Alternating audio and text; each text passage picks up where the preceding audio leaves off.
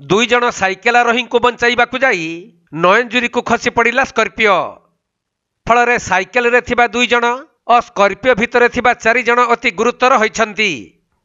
एपरी सड़क दुर्घटना घटी बालेश्वर जिला सिमुलिया थाना ओडा छक निकटरे।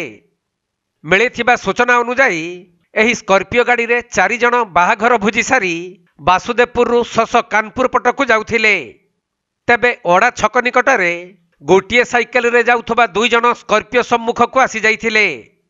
तेणु सही साइकेल आरोही मानकु बंचाइबाकु जाई स्कर्पियो गाड़ीटी नयनजुरी को खसी उलटी पड़िथिला। फल साइकेल रे थिबा 2 जन गुरुतर आहत हेबा सहित स्कर्पियो भितर 4 जन रही जाइथिले। तेणु स्थानीय लोक माने स्कर्पियो रे थिबा 4 जन को उद्धार करिबा परे ओडा दमकल केन्द्रर कर्मचारी माने पहुंची 2 जन साइकेल आरोही को मेडिकल को नहीं जाइथिले।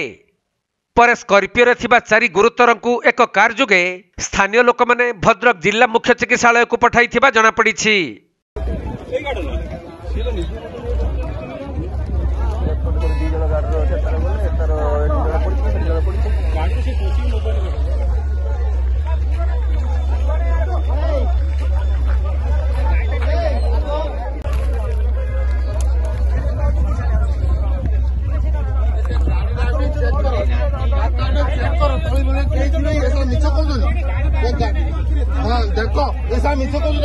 बालेश्वर जिला सोररू सुमंत दास रिपोर्ट कोणार्क लाइव।